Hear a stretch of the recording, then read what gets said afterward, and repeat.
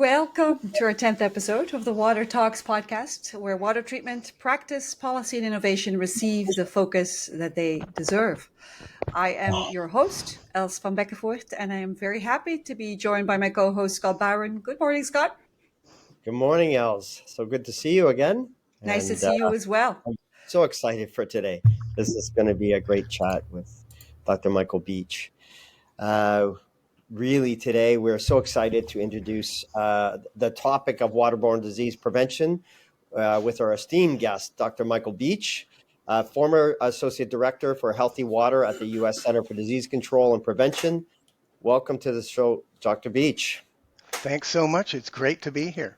Excuse the mess in the back there. It's all good. I'm retired now, so it's okay. It's a place where work is done. That's all good. It's all good. For our listeners, Dr. Beach has a Ph.D. in biochemistry from Purdue University and a long, lustrous career researching waterborne diseases in potable and leisure water applications. So, yeah, great to have you, Michael. What a background. And we're going to let you introduce yourself, Dr. Beach. I'm proud to say I've known you for so many years through the Model Aquatic Health Code and the World Aquatic Health Conference and all those moments when we've had the chance to connect and had some chats over the years. So I wonder if, just to start us out, could you give us a bit of a background? Where did you start? How did you get to today? Sure, thanks, and good to see you again, Scott. Like you said, it's been a long time, actually, that we've worked together on things, and good to meet you, Els, as well. I guess, I first of all will say, since you're in Canada, I'm actually Canadian, so born in the Toronto suburbs, grew up there for until like age 12 or something, then we moved to the U.S. But I always had a love for biology, chemistry, kind of the technical side of things. And so that's the direction that I took. Biology undergraduate degree. I went to Purdue and got my Ph.D. there, and then kind of started looking at viral systems and bacterial systems and that sort of thing. And I went to work for the U.S. Centers for Disease Control here in Atlanta. I still live in Atlanta. And in 1989. I worked in the lab there, and, it was interesting, but there were all these outbreaks occurring that I was working with these epidemiologists as they were doing these outbreak investigations. And after a number of years, I said, I actually want to do that. I don't want to just be in the lab anymore. And so I did a transition through this kind of disease detectives fellowship to start doing outbreaks and other things. I moved to the parasitology group and started doing that in 1995. And then, 34 years, basically, that's where my water background came from. My first outbreak, actually, the day I showed up, was the largest waterborne outbreak of cryptosporidium at a U.S. water park in the country. So that was my introduction. And I kind of came out of that saying, we have got to do something about treated swimming pools and spas. There's things happening there that we need to take care of to move forward in that. But and then 34 years of doing that and a number of other things, and I retired after the COVID pandemic, and I guess now I'm really still into water. Our family is a water-related thing. What can you say about somebody with the last name Beach? Always going to the beach, always to the water, backpacking, into the rivers and streams, kayaking, canoeing. Those are the sorts of things we do. I'll be going up to actually your beautiful Nahanni National Park up by the Yukon Northwest Territory border in June to canoe down that river. And so, and I was at Northwest Territories doing the Keel River last year. And so I just love water, and I believe that we can make these sorts of activities healthy and safe for everyone. Michael, that's funny because as I was, looking at your profile, and I found that there's another gentleman named Michael Beach who was actually in a movie called Aquaman. Yes, right, exactly. I was like, oh, wow. Maybe, you're also perhaps doubling as an actor in the background, the movie about water. Yes, exactly. No, MO there. Yeah, for sure. So maybe then for our listeners, tell us a little bit more about waterborne diseases. Like, what are they? How could they be classified? Like for, the lay person? What are we Right. And talking so about? just think about, when we talk about waterborne disease, we're talking about diseases that are spread. How do you get them?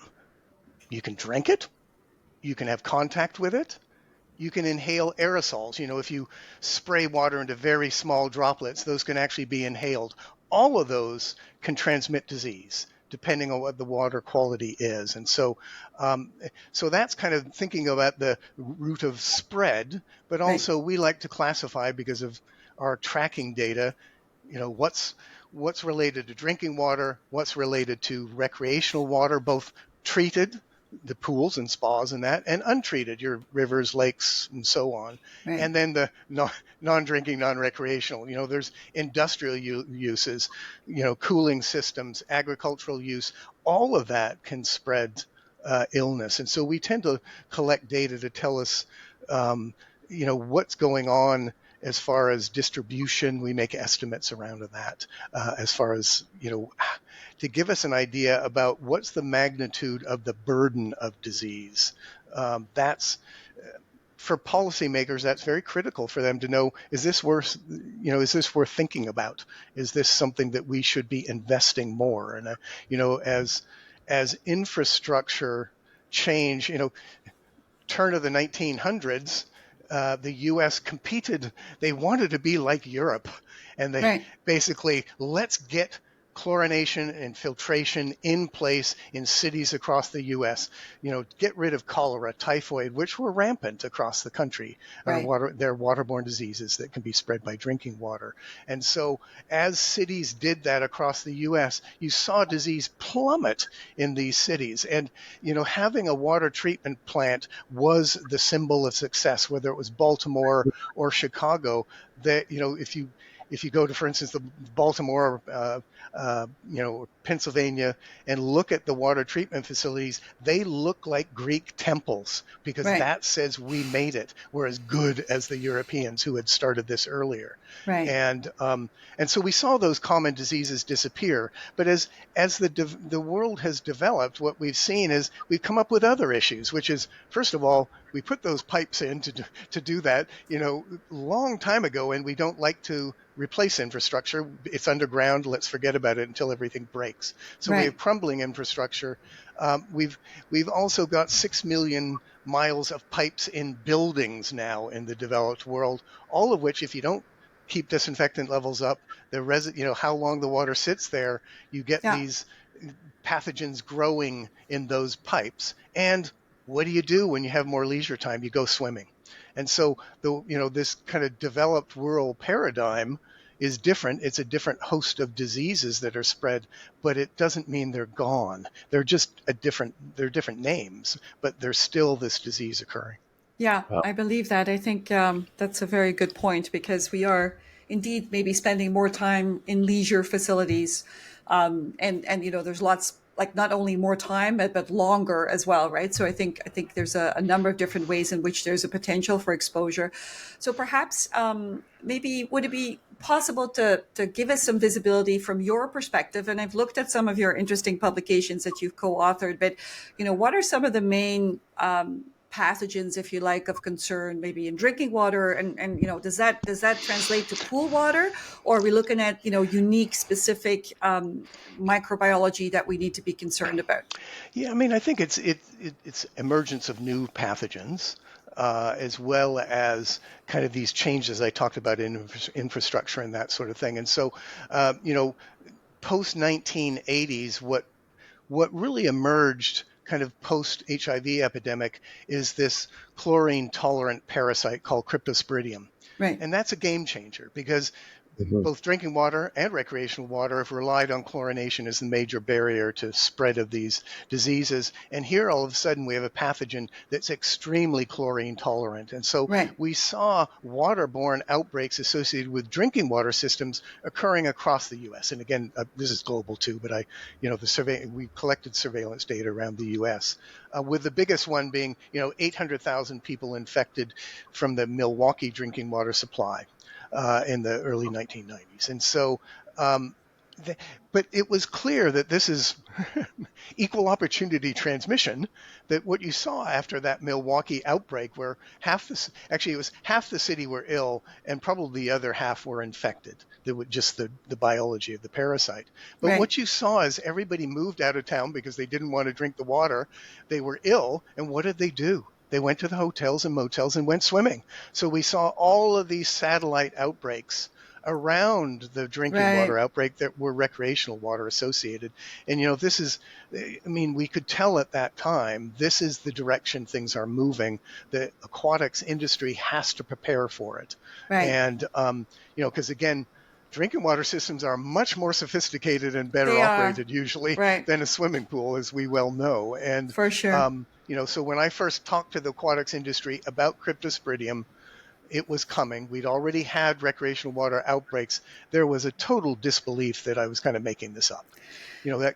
That turned a tide and everything, but we've had to move with that. Other pathogens are, again, Legionella is a pathogen that lives in, that inside Biofilm. a pipe, that scum layer that's Slime. inside the pipe is a biological family of different organisms. And pathogens such as Pseudomonas and Legionella can reside in there. Under right conditions, they can amplify. And then Pseudomonas through contact and other things, or Legionella through aerosolization, can be spread. And so you have a respiratory disease and contact Skin potentially, right? skin disease and everything occurring there. So. And all of those are horrible diseases. As I was looking at one of the papers, obviously death rates are at the top for those two, at least. I got cryptosporidium on my travels when I was working, doing business development in Europe. And I think I'd gotten to Spain and drank some contaminated water. Yeah. And it was horrible. Like, it was I'm horrible. sorry. I was like truly out of action for 2 weeks. It was not very pleasant, but I recovered well. But as I look at Pseudomonas, particularly for immunocompromised people, and Legionella as well, like, it has a fairly high fatality rate, right? Right. High fatality rate, especially for at least Legionella, older folks who smoke and that sort of thing. But it really is the driver from an economic, the healthcare costs of this are driven by these biofilm associated pathogens because they cause more severe disease. Right. Most of what we see transmitted, kind of the recreational, are, it's gross to talk about it, but it's diarrhea. And Yes. what a perfect medium. If you have diarrhea and you get in an aqueous environment and there is an incident, that can spread very readily to, everybody in that pool, and everybody that pool is connected to by recirculating pipes. And Right. so, I think that's a real issue for all of us to think about. It. That's an economic driver. The other is Pseudomonas, which is, this was by accident, actually. We were doing this analysis. I just didn't realize how much it was going to be. But Pseudomonas is a huge driver from an economic standpoint because it causes otitis externa, which is outer ear infections, otherwise known as swimmer's ear. Mm-hmm. And so it's not the middle ear infection that little kids get. It's the outer ear, so that, if you wiggle your outer ear, you scream. And Right. so it's easy to track because generally people go to the emergency department. It's just too painful. Right. Relatively cheap to treat, antibiotic ear drops. Right. But there are millions of cases per year. And so it's a driver economically because cheap disease, but millions of cases says it's costing you $1 billion or so. Right. Right. And yeah. No, I understand that. I guess, and I've also seen people who've contracted Pseudomonas from hot tubs on their skin, which can Yes. also be quite systemic. So not just skin, but also, illness that goes with that. Like, if Right. you got some experience in that, have you seen that as a common thing? We do. It's harder to track. Yes. It's less frequent, but Pseudomonas can cause a pneumonia, and it can cause blood infection, septicemia.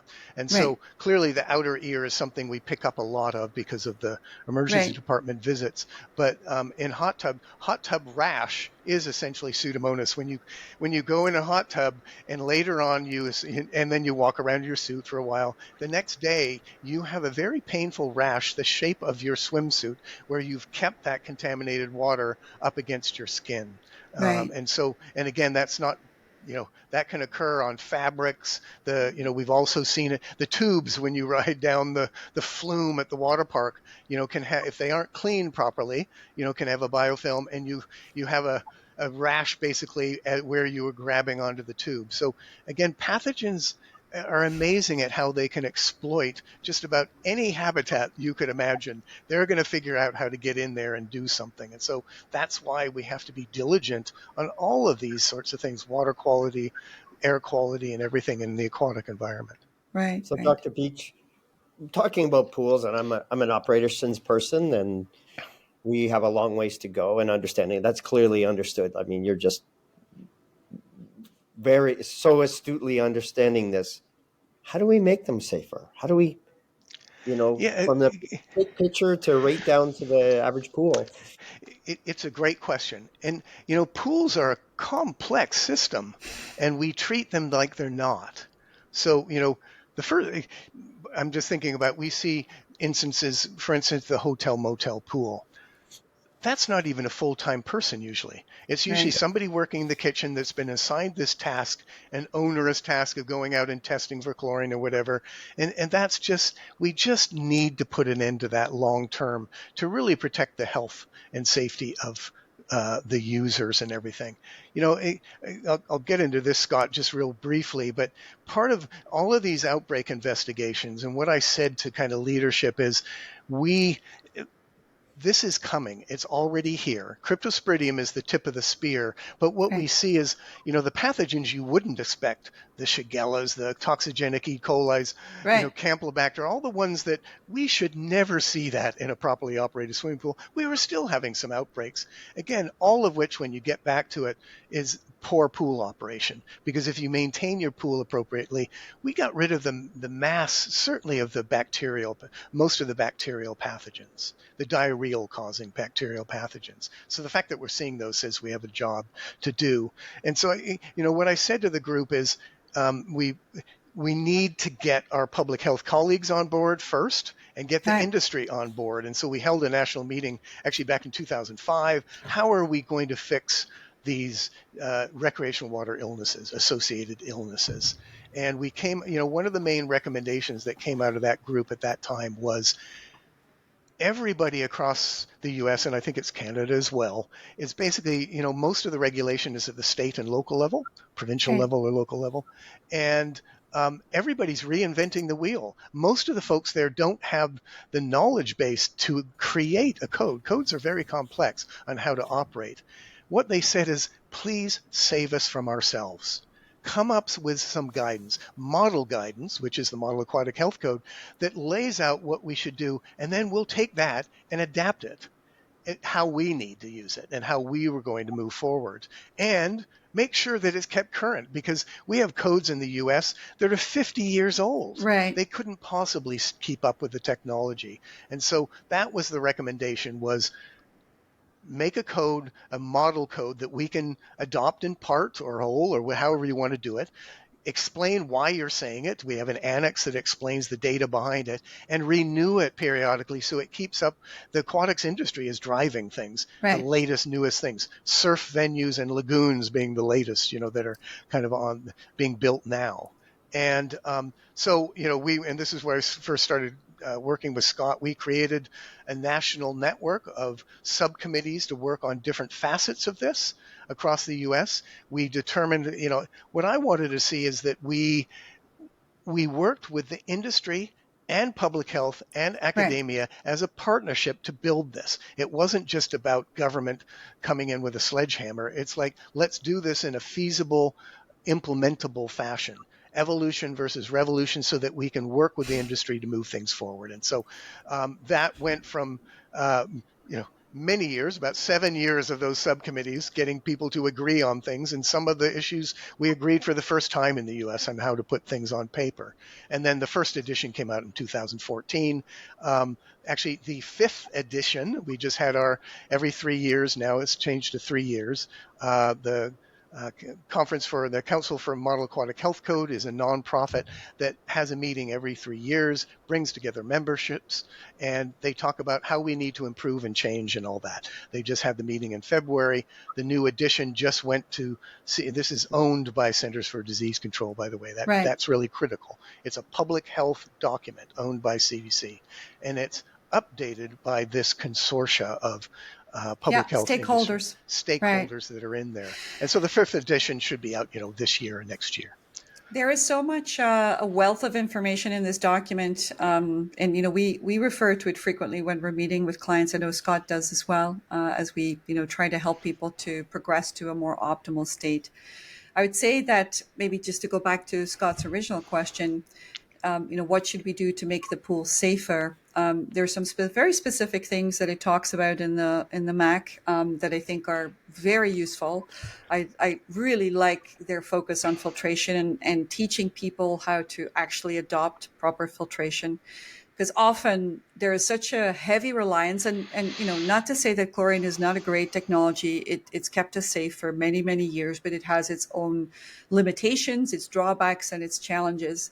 And I was so encouraged to see that there's a holistic approach, just like we would have in municipal drinking water applications, where you have a multi-barrier system, where you have multiple barriers that help to make sure that if something breaks down, there's something else to have your back, right? And so maybe could you speak to that a little bit, Michael? Yeah. Because I think that's a great way to.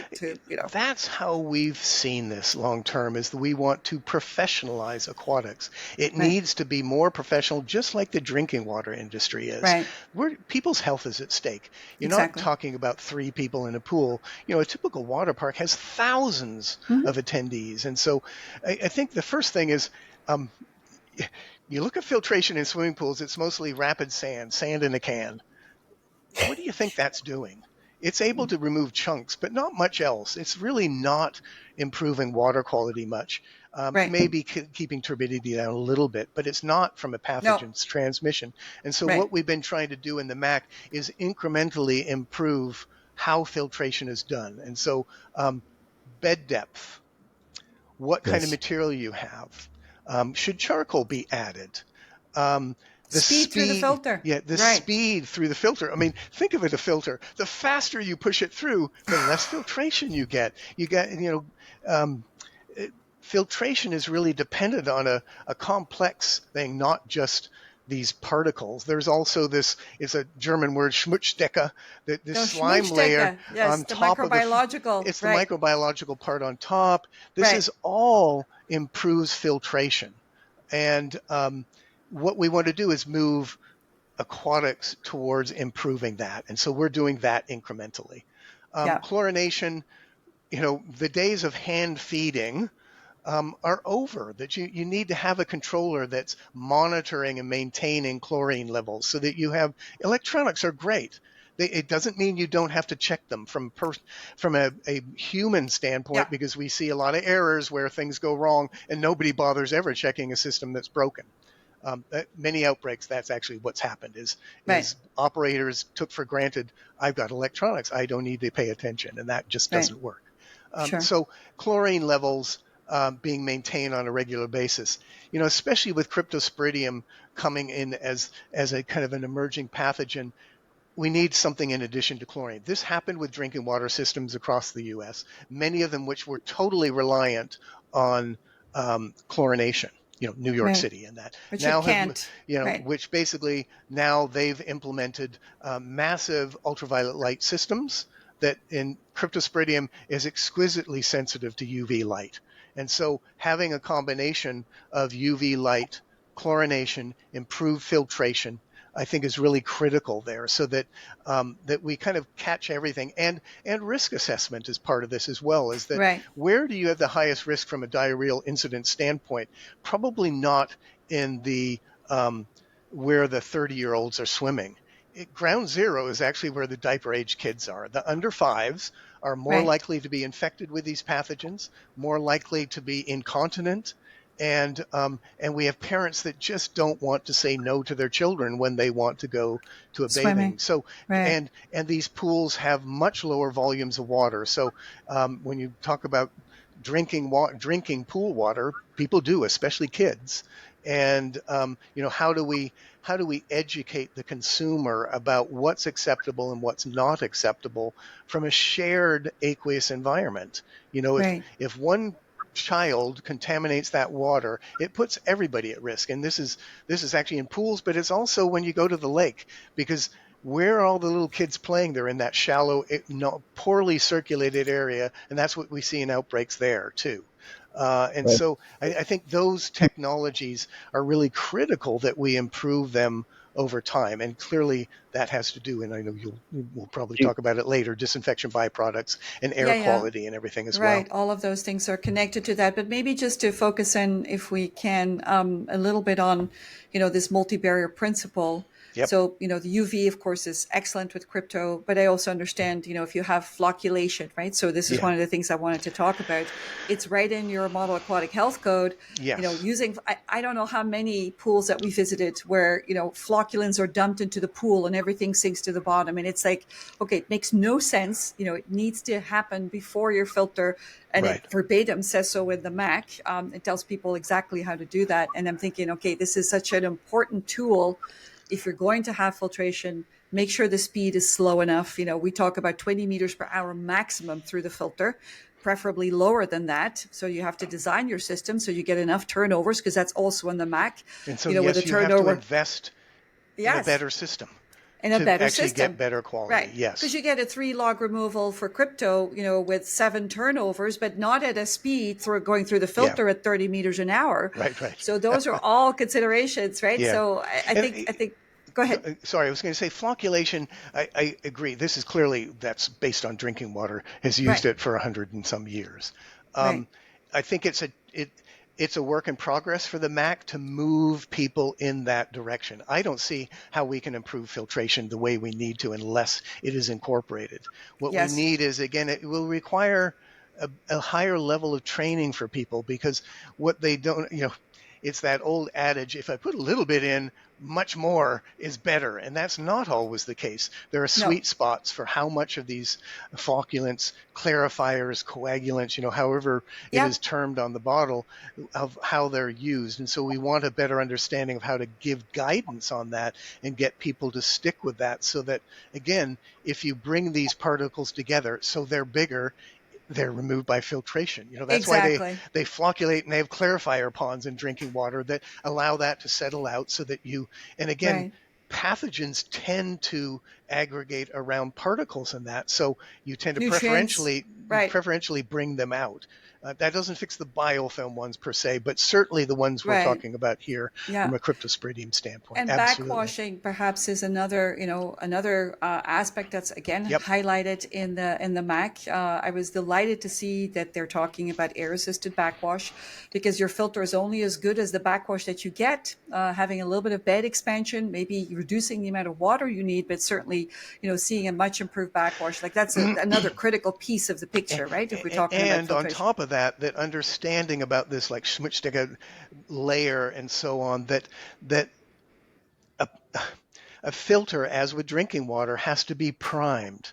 And so you need to be able to backwash your filter, get some loft, bring out the pathogens. You shunt that to waste because it's concentrated for pathogens probably. But then you need to run it before you put it back in operation, run it for some period of time so you can reestablish that layer and get things back to where they were. And then get turn your on the full enzymes system. working. Exactly. And so this is actually one of the issues with the Milwaukee drinking water outbreak, was that they backwashed a filter and then they were using it essentially immediately. And then basically pore size, all of a sudden you're pushing, and they didn't get rid of the backwash the same way. And so you were putting pathogens back into the system. And again, for the US, that resulted in new EPA regulations about how to backwash drinking water systems. It's all, again, we learn from mistakes. Outbreaks are mistakes of some sort. But those are all great points. Michael Beach, sorry. Michael, I want to call you Dr. Beach. No, I don't like that. Yeah. Well, we're kind of, I'm an operator. I do CPO training. How necessary is this pool operator training? And I did not plant this question. I did not plant this, but oh my gosh, come on. this is such a complex system. As you've heard from what we're discussing here, filtration, flocculation, chlorination, chemical storage, all of those sorts of things, this needs to be taken seriously. And that means training the people who do this. And where it's as you expect, the highest level of training is in the biggest places like the water parks. They get a lot of training. And when I work with those folks, I can certainly tell a difference from when you're at the other end of the spectrum, where people really don't know much of anything. They know how to do the test for chlorine. They don't really know how to interpret it, but they don't necessarily know why they're doing it. They've just been Right. told. And so I think it's absolutely critical. What we've seen in data that we've collected is that, um, uh, when you look at places that require training versus those that don't, you see fewer violations that can potentially lead to these incidents. That education counts. And why we're questioning this still in 2024, I'm not sure, but Yeah. it is critical. And where the MAHC is pushing forward is, first of all, it recommends requiring training. It actually recommends, and here are the topics that must, training could be 20 minutes. That actually is not worth much. But here are the topics that must be covered within that training to ensure that that operator knows what's going on, and that there are places for them to go and get back up and that sort of thing. And I think that's really, if I were going to, that was one of the first things we did. Absolutely recommend that this must be required, no exceptions. And yes, we need to keep costs down and all those sorts of things. We know about turnover of staff and everything, but it's critical that everyone is trained. Otherwise, you open yourself up to huge risk of events, whether that's, and actually, it's not just about microbiology. Aquatics is about safety. The Right. guards, the operators, all of them need to be well trained to keep the health and safety aspects of an aquatic venue. Let's face it, aquatics is the most fun thing around. It's the It best. is. It's a community Millions and service. millions. It's a community service. It's a huge industry. It's about fun. And so the Right. least you don't want to come home with diarrhea. And No. what can I say? That these are preventable. Right. And Yeah. Michael, like talking, a little bit further, talking about not just microbiology, you said it's not just microbiology. There are other considerations, right? So I Yep. know I've been to many pool envelopes where, I get a sore throat, my eyes start to water. I just feel unwell if I'm there for more than 20 minutes, half an hour, just because the air quality is poor. Clearly, that's a process that's not optimal. So do you think toxicology is another important parameter as you're looking at risk in a pool? I do think that again, we learn a lot from drinking water. We've known for a very long time that chlorine is a non-specific chemical oxidizer. Right. It binds to anything, and so some of it being pathogens, you want to kill them for sure. Sure. But it also binds to all the other things that come off of, frankly, it's all the waste, feces, urine, sweat, all the residue that comes off human bodies. And aquatics without swimmers isn't useful. And so we're going to have to contend with all of this. And so we know when they bind, they make these disinfection byproducts from, they're organic carbon containing ones, but they're Right. also nitrogen containing ones. So Yes. when you go into that indoor pool, and I think people got used to, oh, my eyes sting and I'm coughing and all that, that means they're really doing a good job on this pool. It's the exact opposite. Opposite. That when you feel that's nitrogenous waste, mostly from urine, urea, sweat, and everything binding Right. with the chlorine, and it evaporates. It's volatile. It goes into the area, and those chemicals, those byproducts of chlorination are what sting your eyes, make them red, and everything like that in an indoor setting. And indoor, they're produced everywhere, but indoor, they Right. accumulate. And so, part of what we've done there as well is think about to me, that's unacceptable that you're breathing all those chemicals. And there are other products in the water that we don't want in the water either. But the Right. air quality is such that indoor aquatic environments need to be built with the understanding that they have good air quality. You shouldn't be breathing this air. And so Right. improving the air filtration systems and the whole HVAC system that's pulling air out and venting and so on needs to be tuned to make sure that you don't have that accumulation. So when you go in there and that's stinging eye, say something to your operator or your manager at that pool and say, this is not adequate. My wife is very attuned to all of this. She's a competitive swimmer, still on master's team. She only swims at pools that have good air quality because she's very sensitive to it. Right. And she will say something to them saying, I'm not renewing my membership here because you just have not improved the air quality. So Right. this is a commercial, for me, it's a way, if you want to sell your pool because you have good air quality, you can do it. There's a lot of information to say, come on down here. That's why, in addition, just as you go into a restaurant and you read those scores inside the restaurant door, we publish them in our local paper. I can see the restaurants that have failed. We want the same thing done, and many municipalities have done this. I want them posted on the web so that before I go to a water park or a pool, I can look it up and see how are they doing from a grading or, however the municipality decides to do it. But that's a way to tell people that economically, this actually Right. makes a difference to me, because operators, one thing we found is they do change behavior if the consumers force them. Yes. They Agree. may resist government getting involved, but consumers absolutely make them think about how they do things. Right. Yeah. And Go we ahead, we Scott. actually have that here in Ontario now, Michael, where your pool inspections are documented and you're supposed to post them at the front door, like restaurants do. Yeah. Yeah. It is based off our public health code, which still has a long way to go. Which our whole discussion today is around, minimum standards We where we all do. want. Yeah. Right. Yeah. For So sure. that is a step forward And though, just so and you people. know, in the U.S., it's similar, I think, in Canada, but there is no federal oversight of treated venues. Only the untreated waters. That's EPA, Environmental Protection Right. Agency. It's all at the stake, and at the state level, many cases, it's at the county level. And so Yes. that's why the MAC was put out. CDC doesn't regulate things. We No. advise, and so it's Guidance. Yeah. advisement guidance document to help people not have Yeah. to kind of relearn all of this or learn it for the first time.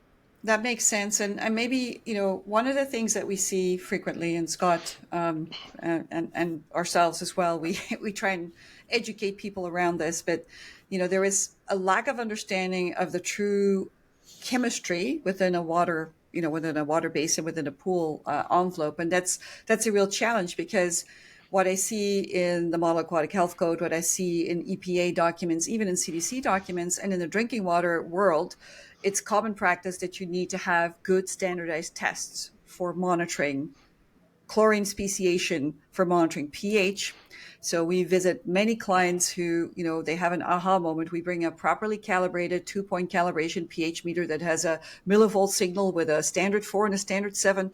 And we show them what their actual pH is, and they have no idea, because their actual pH is significantly lower or higher than what they think it is, right? So how do you even begin to operate a system if your measurements are off? Right. And that's, with the same with chlorine. Often we still use semi-quantitative estimates with, like just a color, a subjective color evaluation to say, we were at a conference last October, I guess, Scott, it was. And, we had a workshop on mastering measurements. We took some sample from the hotel we ran the conference in, and we found that, everybody was using their color metric, or it's not even a color metric, but, their test kit, and saying, oh, this is pH 7, and somebody was, 7.1, and the actual pH was 6.4. Yeah. And that's a real problem from my perspective. I don't know how you see that, Michael, but, you have to start with the most basic principles. But if you actually get that validated, corrected within your process, we've seen it make a significant impact on general water quality, water chemistry, and even your air quality. Yes. So do you have any thoughts on that? I mean, you're absolutely on target, which is we have wonderful technology out there. Why on earth wouldn't we use it? The Right. reason is economic. And so Right. it's getting people to understand that this investment for electronically measuring pH, chlorine levels, and so on, and monitoring it over time actually helps you save money in many cases. Lots. But it also helps you avoid having these other types of incidents. Right. And so we're driving people to automation with human oversight. So, Right. I think it's critical that we do that. I mean, people used to add the chemicals by hand. Again, Right. that, so we have to have feeders, controllers. Those are all exquisitely good equipment that we can install and monitor on a regular basis. But that's the future of aquatics. We just can't have we can't have it done the other way. It doesn't work like you say. And I mean, you start to get down in the low sixes. It's, again, from a chemical standpoint, it's not the greatest from the disinfection byproduct, but actually that's when you start to erode the appetite on your teeth, on the enamel in your teeth. And we've seen Ooh, that in yes. outbreaks where the competitive athletes being in the pool that long etched their teeth because somebody Wow. wasn't monitoring the pH. That is Wow. inexcusable.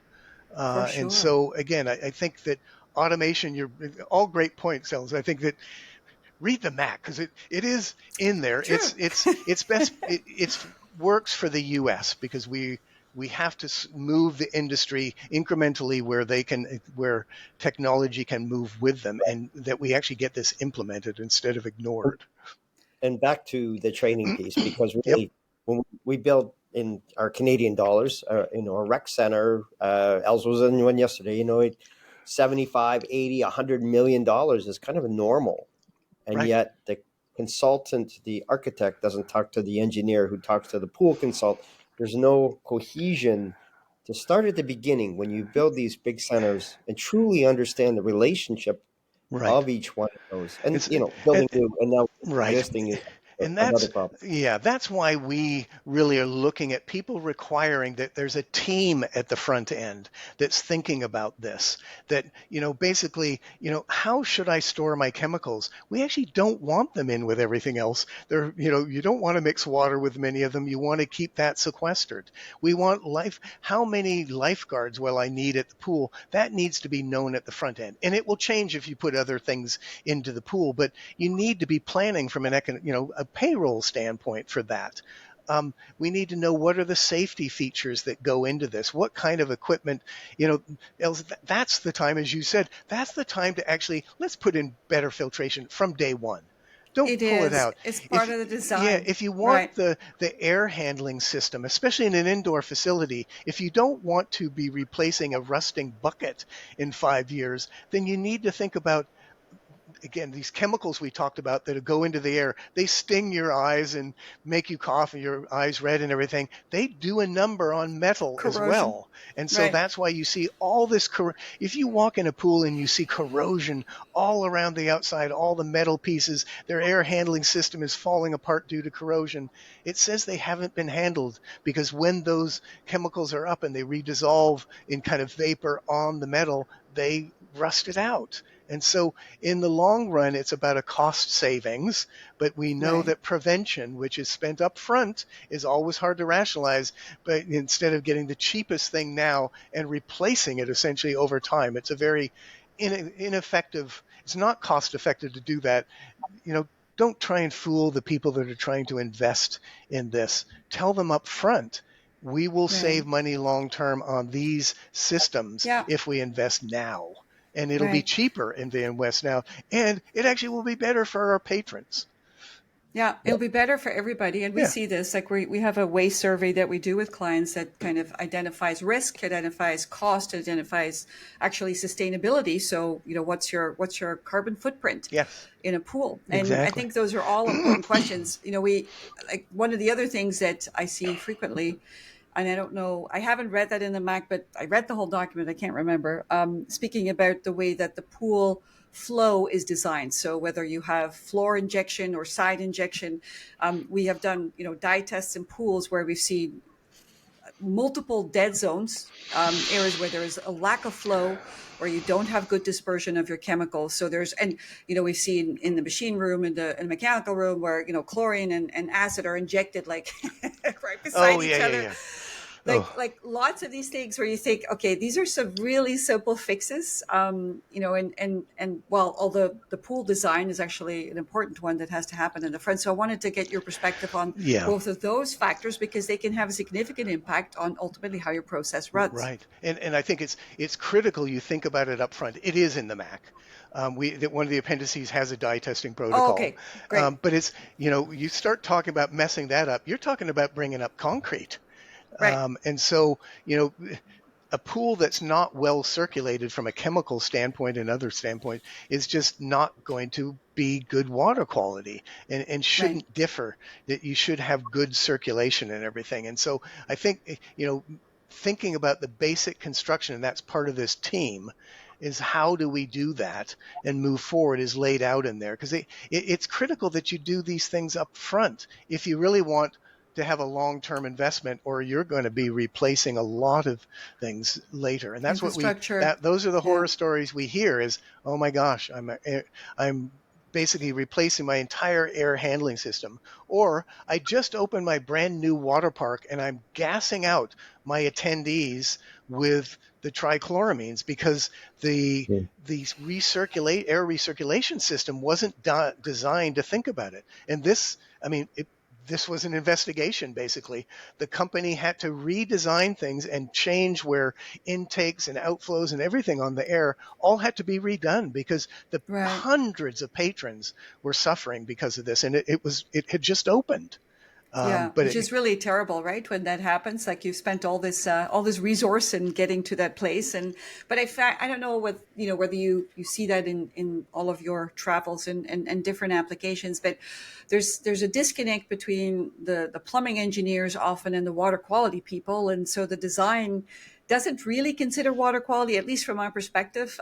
Like it should, but it doesn't, and that's where that disconnect is. And having yeah, maybe a bridge, a way to say, okay, if you're proactive on the front end and you design your system properly so that your deck runs away from the pool, you have good flow in your pool. right. You think about what you're You cleaning the deck with and where that cleaning right. solution goes, etc. Exactly. Yeah, All of those different principles, and on the water treatment side as well, having that, having real foresight in that way, like you're going to save yourself a world of hurt, yes, right? Like exactly. I mean, downstream. I think you just again, that's why people complain about how long the MAC is, but it's because we think it's pretty all inclusive. And so Right. slope of deck is critical. Again, we've Right. had issues where somebody was cleaning with something and the slope was towards the pool. Why would you do that? And then you've got Right. all these issues with patrons getting in the water afterwards. And so again, I think they seem like minutia, but boy, if you've done something wrong like that, it's a Right. big cost to fix these things. And so you want to be upfront with people about, that's why, we've worked with multiple aquatic design firms who do, Right. they're known for designing these places. Some of those firms were involved in the creation of the MAC. They're, super knowledgeable about pools specifically versus having, just a plumber who's not really into pools or air quality Right. that doesn't know that. And I think what they've found is that it makes sense for them to incorporate all of this and to try and avoid these issues later. What we also find is both the firms and the companies building these facilities want uniform guidance across the country. They don't want to say, okay, I'm building in this county, new set of regulations. That if we could have uniformity, it would make it easier from a business standpoint, a building and Right. design standpoint, and actually, I think, a health standpoint to For do Yeah, sure. the that. health. And so in many of these cases, as we started pushing UV lamps, and you can do it risk-based, meaning in the beginning, do a risk assessment. Probably the best place to put those is on the kiddie areas to begin with. And they would build this into their designs. And if a client refused to add that in, what they did was they signed something to say, we have asked this firm to take it out. Because then when they have an outbreak that's due to the fact that they didn't put it in, it's their take. So again, So economics economics drives so much. And I understand that, but people need to understand that, penny pitching at this front end is probably going to cause you some pain later. And Right. so let's think about how you do that, and make For sure sure. that people are educated. The owners are educated, so it's not just operators, but the owners are educated in the beginning about the importance of investment in key systems, air handling, filtration, chemical Yes. treatment, and so on. Monitoring and so on and so Do forth. you, Yeah, I do you agree. see UV ever being mandated? Uh, yes, Would you like to see it mandated if you had absolutely. a Yes, we magic need wand? this is all about multiple barriers. No single barrier is as effective. I mean, we just came out of a pandemic, and what were the recommendations there? They were overlapping.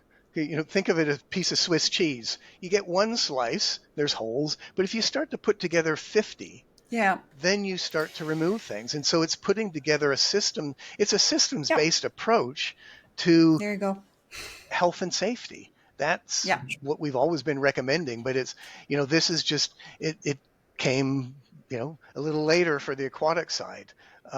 Because again, what they were looking at is, let's not have diving board issues, and so that changed. But let's get rid of most of these pathogens. But things change. So how does an industry adapt over time? That's where Right. we're in that process of upgrading more towards the drinking water side, which again is multi-barrier. It's old technology, much of it, but you can layer on new technology on top of it.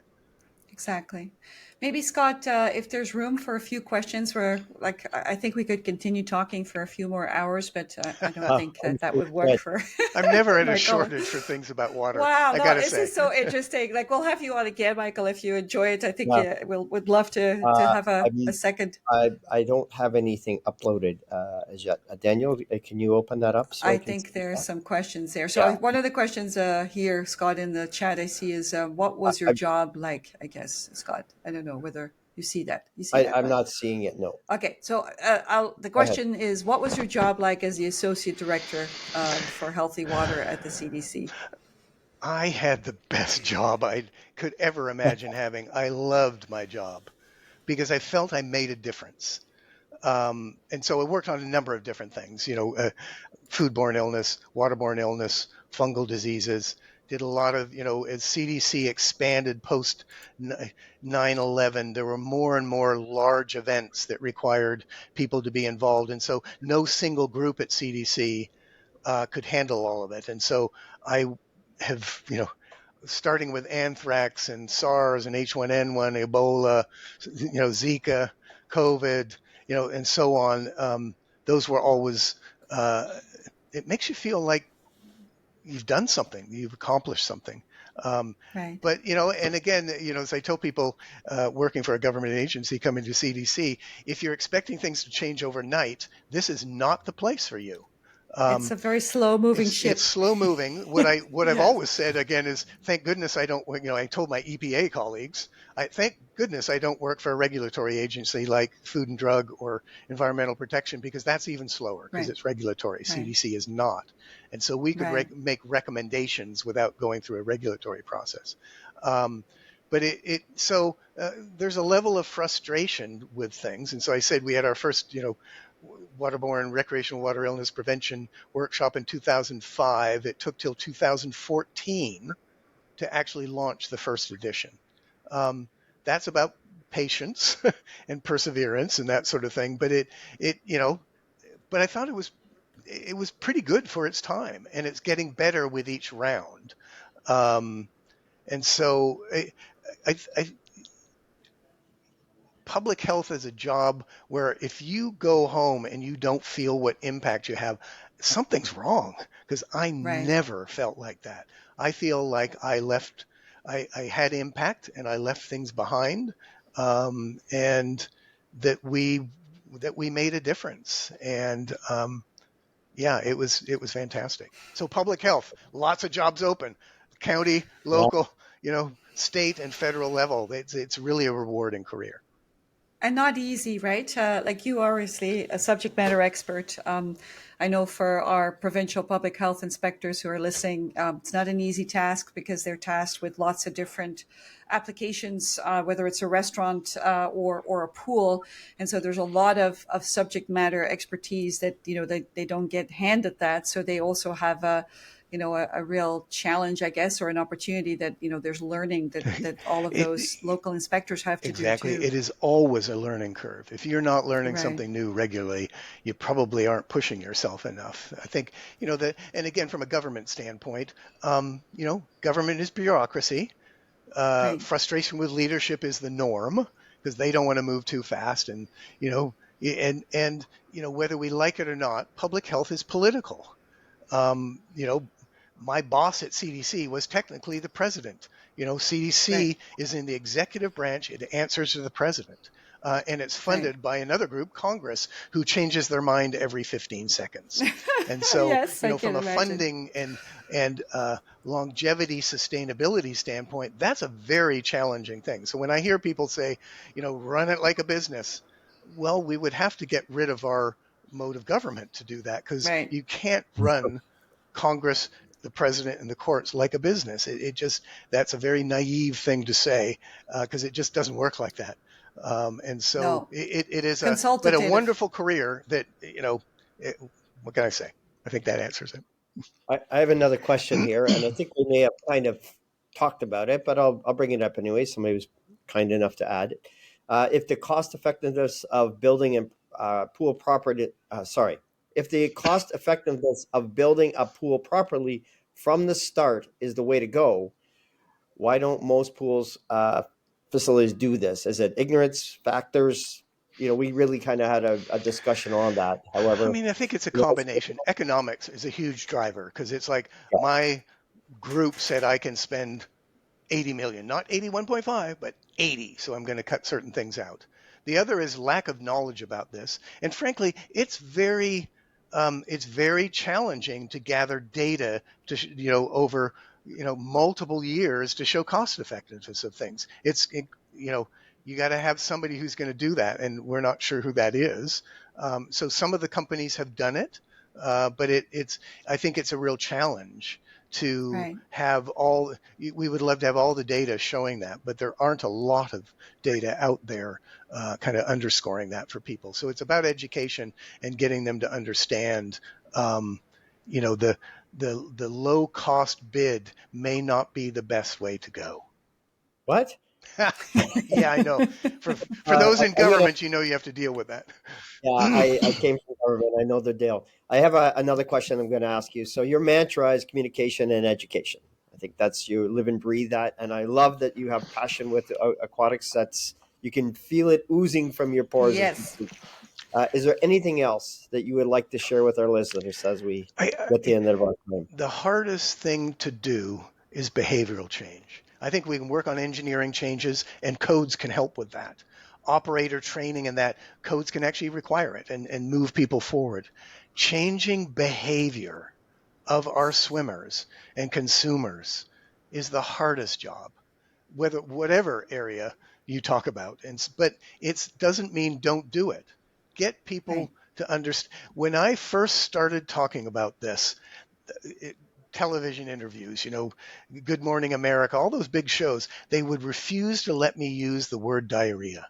And finally, I just got fed up and I said, then I'm not going to come on because Right. people won't understand. Let's not use code words like a stomach bug or I'm feeling a little, let's tell it like it is because it's about speaking to young parents of young Right. kids, in my mind, is that if they're ill with diarrhea, they don't go swimming. Find another activity.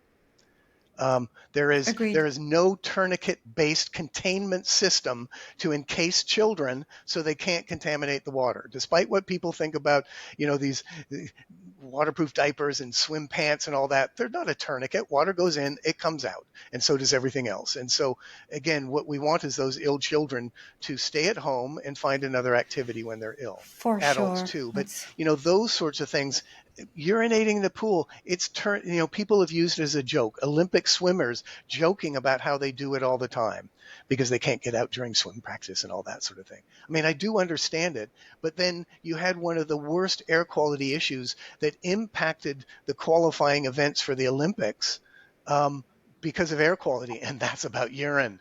And so getting the swimmers and the coaches to understand Right. that this is actually what's contributing to your lower performance standards, those sorts of things, if you're going to the pool, we just had to do this with my 3-year-old grandchild. She got otitis externa. My wife's a big swimmer. Took her to the pool. So now we've got her used to putting, some eardrops in her ear so it clears the water. And, so that you prevent these things. So it's about prevention, educating them about illness and the way that they use the pool and what gets dumped and contaminated into it, I think is really critical that we move forward and continue to educate people. And so the reason I brought up that about I couldn't say diarrhea, that's not an issue anymore. The public does know that swimming pools are associated with illness. Perhaps they blame them too much now. They've swung the other way, but we need them to actually take action, not just blame people for something, but take action before an outbreak or whatever event has occurred. Yes. I think we have to, as much as I would love to chat to you for another 2 hours, I think we need to, first of all, thank you. And Yes. thanks so much for your time. And we want to thank our audience for joining us and helping us facilitate this conversation. You can re-listen to this episode by subscribing to our YouTube channel or connecting on Apple Podcast or Spotify. And if you have any questions about the this topic or future, you can email us at mywatertalks@sunecotech.com. From Els, myself, thank you all for joining us today. And Thanks, have a Els. Thanks, wonderful. Thanks, Michael. Scott. Thanks, Scott. Bye, guys. Bye-bye. Bye-bye.